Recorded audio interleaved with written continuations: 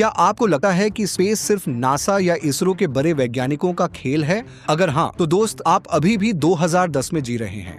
आज के भारत में कॉलेज के हॉस्टल रूम्स में वो टेक्नोलॉजी बन रही है जो कल शायद मंगल पर लैंड करेगी। नमस्कार दोस्तों, स्वागत है ग्रेविटी गॉसिपर। याद है वो मोमेंट जब भारतीय स्टूडेंट्स ने ग्लोबल स्टेज पर झंडे गाड़े थे?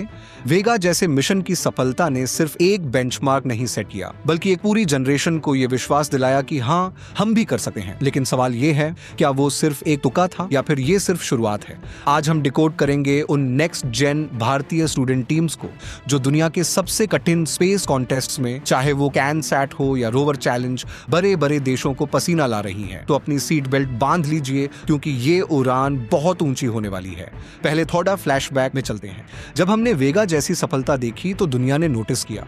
वो सिर्फ एक प्रोजेक्ट नहीं था, वो एक स्टेटमेंट था। लेकिन स्पेस रेस में कल क्या किया कोई नहीं पूछता, सब पूछते हैं आज क्या नया है। और भाई साहब, जो नया है वो दिमाग हिला देने वाला है। आज हम बात कर रहे हैं उन सीक्रेट लैब्स की जो आपके ही शहर के किसी कॉलेज के बेसमेंट में चल रही हैं। ये बच्चे, माफ कीजिएगा, ये फ्यूचर साइंटिस्ट सिर्फ किताबी कीड़ा नहीं है। ये वो लोग हैं जो कैंटीन की चाय और मैगी पर सर्वाइव करते हैं, लेकिन बातें करते हैं सैटेलाइट प्रोपल्शन और ऑटोनॉमस रोवर्स की। सोचिए, अमेरिका और यूरोप की टीम्स के पास लाखों डॉलर्स की फंडिंग होती है और हमारे लड़के लड़कियां जुगाड़ और प्योर टैलेंट से ऐसे रोवर्स बना रहे हैं जो किसी भी विदेशी मशीन को टक्कर दे दें। इसे कहते हैं असली आत्मनिर्भर भारत। सबसे पहले बात करते हैं उस अखाड़े की जिसे यूनिवर्सिटी रोवर चैलेंज या यूआरसी कहा जाता है। ये उटा के रेगिस्तान में होता है, जो धरती पर मंगल ग्रह जैसा सबसे करीबी वातावरण है। यहाँ मिट्टी नहीं, धूल है और गर्मी ऐसी कि रोवर के सर्किट पिघल जाए। यहाँ हमारी नजर है आईआईटी बॉम्बे और आईआईटी मद्रास जैसी टीम्स पर। आपको क्या लगता है एक रोवर बनाना आसान है? अरे नहीं भाई, ये कोई रिमोट कंट्रोल खिलौना नहीं है जिसे आप दिवाली मेले से खरीदते हैं। इसमें लगता है एआई, मशीन लर्निंग और ऐसी मैकेनिकल इंजीनियरिंग जो उबर खाबर रास्तों पर बिना पलटे चल सके। खबरें आ रही हैं कि इस बार भारतीय टीम्स ने अपने सस्पेंशन सिस्टम पर बहुत काम किया है। उन्होंने रॉकर बोगी मैकेनिज्म जो नासा क्यूरियोसिटी में यूज करता है को अपने तरीके से मॉडिफाई किया है। मतलब समझ रहे हो, ये वो लेवल है जहां स्टूडेंट प्रोजेक्ट और प्रोफेशनल स्पेस मिशन का फर्क मिटने लगता है। लेकिन कहानी सिर्फ आईआईटीज तक सीमित नहीं है, यही तो मजा है। बिट्स पिलानी और वीआईटी जैसी जगहों से भी टीम्स निकल कर आ रही हैं जो साउंडिंग रॉकेट्स पर काम कर रही हैं। जी हाँ, आपने सही सुना, रॉकेट्स। ये लोग सिर्फ जमीन पर चलने वाले रोवर नहीं बना रहे, ये आसमान चीरने वाले रॉकेट बना रहे हैं। स्पेसपोर्ट अमेरिका कप दुनिया का सबसे बड़ा inter collegiate rocket engineering contest है और यहाँ कंपटीशन इतना तगड़ा होता है कि अगर आपका पैराशूट एक सेकंड भी देरी से खुला तो गेम ओवर। पिछले कुछ सालों में हमने देखा है कि भारतीय टीम्स अब सिर्फ पार्टिसिपेट करने नहीं जाती, वो डोमिनेट करने जाती हैं। उनका एवियोनिक्स सिस्टम इतना सटीक हो गया है कि वो 10,000 फीट की ऊंचाई पर भी डेटा ऐसे भेजता है जैसे आप अपने दोस्त को व्हाट्सएप कर रहे हो। अब यहाँ एक पर्सनल ओपिनियन देना चाहूंगा। मैंने इन टीम्स को रातों रात जागते हुए देखा है। जब बाकी हॉस्टल सो रहा होता है या पार्टी कर रहा होता है, ये लोग लैब में बैठकर एक छोटी सी मोटर को ठीक कर रहे होते हैं। इनका जुनून देखकर कभी कभी लगता है कि शायद हम ही गलत प्रोफेशन में हैं। लेकिन सीरियसली, ये जो पोस्ट वेगा एरा हीरो है, इसमें तकनीक बहुत बदल गई है। पहले हम हार्डवेयर पर फोकस करते थे, अब खेल सॉफ्टवेयर का है। ऑटोनॉमस नेविगेशन, यानी रोवर खुद देख ले कि सामने पत्थर है या गड्ढा। ये अब सबसे बड़ा चैलेंज है और यहीं भारतीय कोडर्स बाजी मार रहे हैं। चलिए अब जमीन से थोड़ा ऊपर उठे हैं। आपने कभी सोचा है कि एक कोका कोला के कैन के अंदर पूरा का पूरा सैटेलाइट फिट हो सकता है? नहीं, मैं मजाक नहीं कर रहा हूँ। इसे कहते हैं कैनसैट कंपटीशन। ये शायद दुनिया के सबसे मुश्किल चैलेंजेस में से एक है। इमेजिन कीजिए, आपको वो सारे सेंसर्स, बैटरी, कम्युनिकेशन सिस्टम और पैराशूट एक 350 ml के कैन के अंदर फिट करने हैं।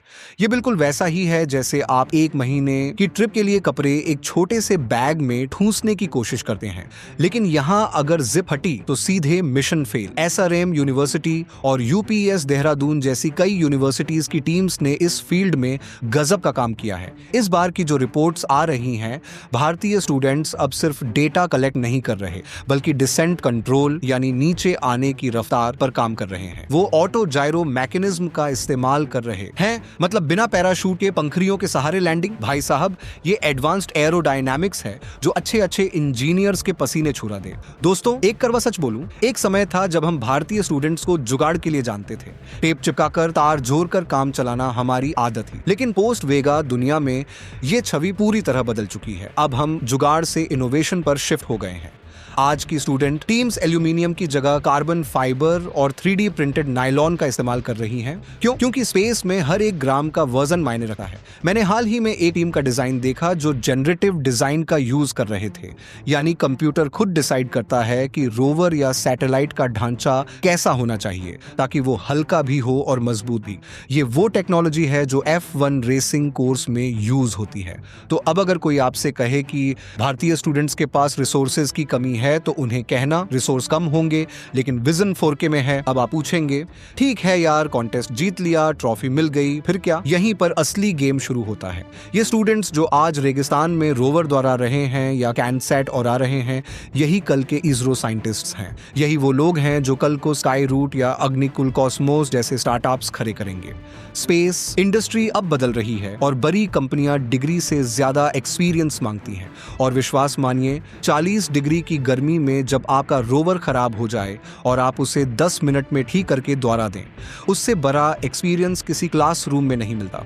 हम एक ऐसे दौर में हैं जहां भारत स्पेस का ग्लोबल हब बन रहा है और इसकी नींव श्रीहरिकोटा के लॉन्च पैड्स पर नहीं बल्कि कॉलेज की इन छोटी छोटी लैब्स में रखी जा रही है। तो क्या वेगा के बाद हम फिर इतिहास रचेंगे? मेरा जवाब है 100% हाँ, क्योंकि अब बात सिर्फ जीतने की नहीं है, अब बात है डोमिनेशन की। हमारे स्टूडेंट्स तैयार हैं, उनकी मशीनें तैयार हैं और उनका हौसला 7वें आसमान पर है। हमें बस जरूरत है उन्हें चीयर करने की, क्योंकि जब विदेश की धरती पर हजारों लोगों के बीच हमारा तिरंगा लहराता है तो सीना गर्व से चौड़ा हो जाता है ना? तो दोस्तों, अगर आपको भी लगता है कि भारत के ये युवा वैज्ञानिक आने वाले समय में दुनिया को चौंका देंगे तो इस वीडियो को लाइक जरूर ठोकना। नीचे कमेंट्स में बताओ आपको क्या लगता है, क्या भारत अगला रोवर चैलेंज जीतेगा या फिर रॉकेटरी में बाजी मारेगा? अपनी राय जरूर लिखना। और हाँ, स्पेस की खबरों के लिए ग्रेविटी गॉसिप को सब्सक्राइब करना मत भूलना और वो घंटी भी दबा देना ताकि कोई अपडेट मिस ना हो।